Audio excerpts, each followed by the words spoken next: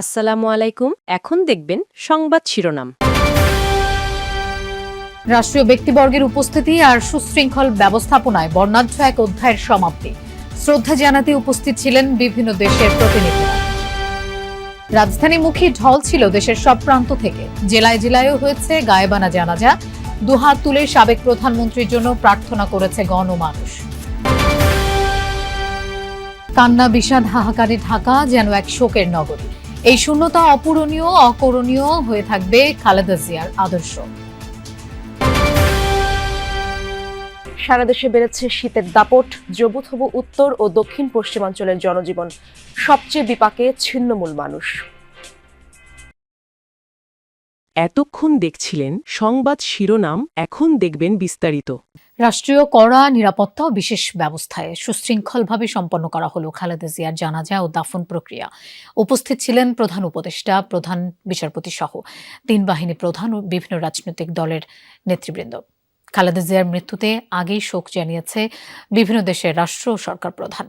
শ্রদ্ধা জানাতে ঢাকায় আসেন ভারত, পাকিস্তান, শ্রীলঙ্কা সহ 30টিরও বেশি দেশের প্রতিনিধি ও কূটনীতিকরা। রাজধানীর রাজপথ জনসমুদ্রে পরিণত বেলা 2টার আগেই।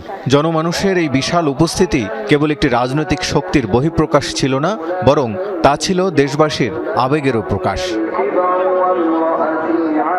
মানিক মিয়ায় মানুষের ঢল সামলানোর প্রস্তুতি ছিল আগে থেকেই। আর্চওয়ে পেরিয়ে ভেতরে প্রবেশ করতে হয়েছে সবাইকে। পুলিশের পাশাপাশি নিয়োজিত ছিল র্যাব ও অন্যান্য নিরাপত্তা বাহিনী। যে কোনো অনাকাঙ্ক্ষিত পরিস্থিতি এড়াতে গুরুত্বপূর্ণ মোড়গুলোতে ছিল কড়া নজরদারি। রাষ্ট্রীয় মর্যাদার অংশ হিসেবে প্রশাসনের পক্ষ থেকে জানাজার স্থানে ছিল সেনা সদস্যদের বাড়তি সতর্কতা। জানাজায় উপস্থিত ছিলেন প্রধান উপদেষ্টা ও উপদেষ্টা পরিষদের সদস্যরা, ছিলেন প্রধান বিচারপতি ও 3 বাহিনীর প্রধানরাও। রাষ্ট্রপতির পক্ষে শ্রদ্ধা জানান তার সামরিক সচিব। বেগম খালেদা জিয়ার জানাজায় কেবল দেশের মানুষ নয়, নজর ছিল বিশ্ব সম্প্রদায়েরও। ভারত, শ্রীলঙ্কা, মালদ্বীপের পররাষ্ট্রমন্ত্রী ও পাকিস্তানের স্পিকার সহ অন্তত 30 দেশের রাষ্ট্রদূত, কূটনীতিক ও আন্তর্জাতিক সংস্থার প্রতিনিধিরা জানাজায় অংশ নেন। সব আনুষ্ঠানিকতা শেষে চিরনিদ্রায় শায়িত করা হয় খালেদা জিয়াকে। রাষ্ট্রীয় রীতি অনুযায়ী গার্ড অব অনার প্রদানের মাধ্যমে তাকে শেষ সম্মান জানানো হয়।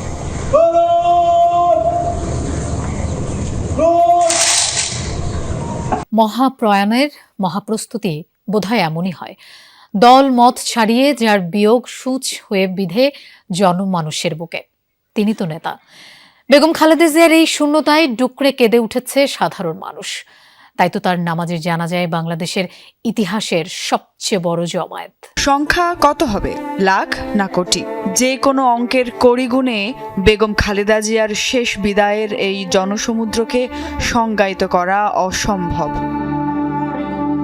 এভার কেয়ার হাসপাতাল থেকে বেরিয়ে বেগম খালেদা জিয়াকে বহনকারী লাল সবুজের গাড়িটি যখন ছুটছে গুলশান অভিমুখে, ঘড়িতে তখন সকাল 9টার কিছু বেশি। আগেই ঘোষণা করা হয়েছিল মানিক মিয়া এভিনিউতে দুপুর 2টায় হবে জানাজা। তবে 10টার পর থেকে জানাজা স্থান অভিমুখে রাস্তায় নামে লাখো মানুষ। আপোষহীন নেত্রীকে শেষ বিদায় জানানোর ক্ষণ। শুধু রাজধানী নয়, কয়েকশো মাইল দূর থেকে জানাজায় অংশ নিতে ঢাকায় পাড়ি দিয়েছিল লাখো মানুষ। দুপুরের আগেই মানুষের কাতার ছাড়িয়ে যায় ফার্মগেট, বাংলা মোটর, শাহবাগ ও বিজয় সরণি পর্যন্ত। এমন জমায়েত বাংলাদেশের মাটিতে কে দেখেছে কবে? দল মত জানাজার নামাজের মধ্য দিয়ে জবনিকা ঘটল বাংলাদেশের রাজনীতির এক ঐতিহাসিক অধ্যায়ের।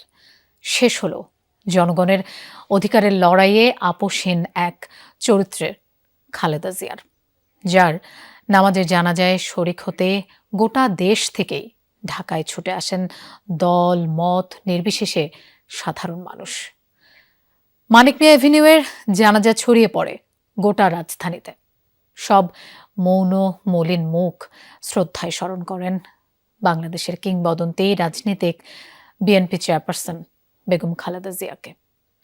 দর্শক, রাষ্ট্রীয় মর্যাদায় স্বামী শহীদ প্রেসিডেন্ট জিয়াউর রহমানের সমাধিসৌধের পাশে চিরনিদ্রায় শায়িত হলেন 3বারের প্রধানমন্ত্রী বেগম খালেদা জিয়া। তার রাজনৈতিক জীবন বর্ণাঢ্য।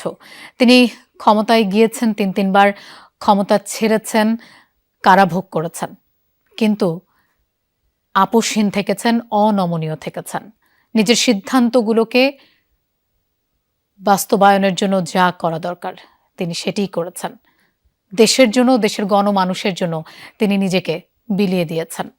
সারা জীবন গণমানুষের কথা চিন্তা করেছেন। তিনি দেশের মানুষের জন্য যে সিদ্ধান্তগুলো নিয়েছেন সেগুলো তাকে অনন্য উচ্চতায় নিয়ে গেছেন। অগণিত মানুষের ভালোবাসা পেয়েছেন বেগম খালেদা জিয়া। খালেদা জিয়া, যার জন্য মানুষের এই ছুটে ছুটে আসা, যেখানে স্লোগানের উত্তাপ নেই, বজ্রমুষ্টি উত্তোলিত হয়নি গগন বিদারী খালেদা খালেদা ডাকে, তবু পায়ে পায়ে মিছিল আছে রাজপথে, যে পথে একদিন তিনি নামলেই মিলে যেত, জুটে যেত বহু বহুজন, সেই পথেই এই জনস্রোত। তাকে বিনম্র শ্রদ্ধা জানাতে, শেষবারের মতো বিদায় জানাতে।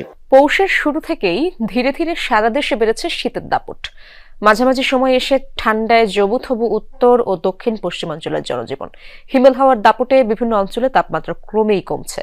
কুয়াশার চাদরে ঢেকে যাচ্ছে চারপাশ। ক্ষণিকের জন্য আকাশে সূর্য আসলেও থাকছে নিভু নিভু। কনকনে ঠান্ডা বাতাস ও ঘন কুয়াশা স্বাভাবিক জনজীবনেও প্রভাব ফেলেছে। প্রয়োজন ছাড়া ঘর থেকে বের হচ্ছে না কেউ। ভোগান্তি বেড়েছে খেটে খাওয়া ও ছিন্নমূল মানুষের। এদিকে শীতের সাথে বাড়ছে ঠান্ডাজনিত রোগের প্রকোপও। আক্রান্তদের বেশিরভাগই শিশু ও বয়স্ক। প্রচন্ড লাগতেছে, শীত লাগতেছে, আর কুয়াশা ভাই কিছু দেখা যায় না। হাত পা কাঁপায় টাপায় নিয়ে এসতেছে, কাজ বাজ করতে অনেক কষ্ট হচ্ছে। শীতের জ্বালায় আর গাড়িও ধরতেছি না, অভাব দিলে তো আইছি, অভাব না থাকলে কি আসতাম নাকি। দর্শক, গোপালগঞ্জের আবহাওয়ার খবর জানার চেষ্টা করব। সহকর্মী মোজাম্মেল হোসেন মুন্না আমার সাথে যুক্ত আছেন। মুন্না, জানাবেন, আমরা শুনতে পেরেছি গোপালগঞ্জের সর্বনিম্ন তাপমাত্রা আজ 7.5। স্পষ্ট করে কোনো তথ্য কি আপনার কাছে রয়েছে কিনা, এবং সেখানকার মানুষের ভোগান্তির চিত্র তো অবশ্যই আপনি দেখছেন, সেই খবর জানাবেন। ইসরাত, দক্ষিণের জেলা গোপালগঞ্জে আজকে আবহাওয়া অফিসের যে তথ্য, সেই তথ্য মতে আজকে গোপালগঞ্জে তাপমাত্রা সর্বনিম্ন গোপালগঞ্জের তাপমাত্রা 7.5 ডিগ্রি সেলসিয়াস, আর বাতাসের আর্দ্রতা আছে 77%। এবং একটি আবহাওয়া অফিস আরো যেটি বলেছে যে 200 মিটার সামনে এত কুয়াশাচ্ছন্ন এলাকা যে 200 মিটার সামনের কোনো কিছু দেখা যাচ্ছে না। রাস্তায় লোকজন একেবারে নাই বললেই চলে। কুয়াশাচ্ছন্ন এলাকায় যারা সারা দিন আনে দিন খায়, যারা খেটে খাওয়া মানুষ, বাইজি বাইক, তারা তাদের পেটের দায়ে তারা রাস্তায় বেরিয়েছে। আর আপনি জানেন যে ইদানিং এখন শুরু হয়েছে বড় আবাদ। কৃষকরা কিন্তু এই সময় ক্ষেত খামারে বড় আবাদে কাজ করে, কিন্তু এই শীতের সময় তারা কিন্তু ক্ষেত খামারে তারা কাজ করতে পারছে না। এমন একটি অবস্থার মধ্যে 9টা 10টার আগে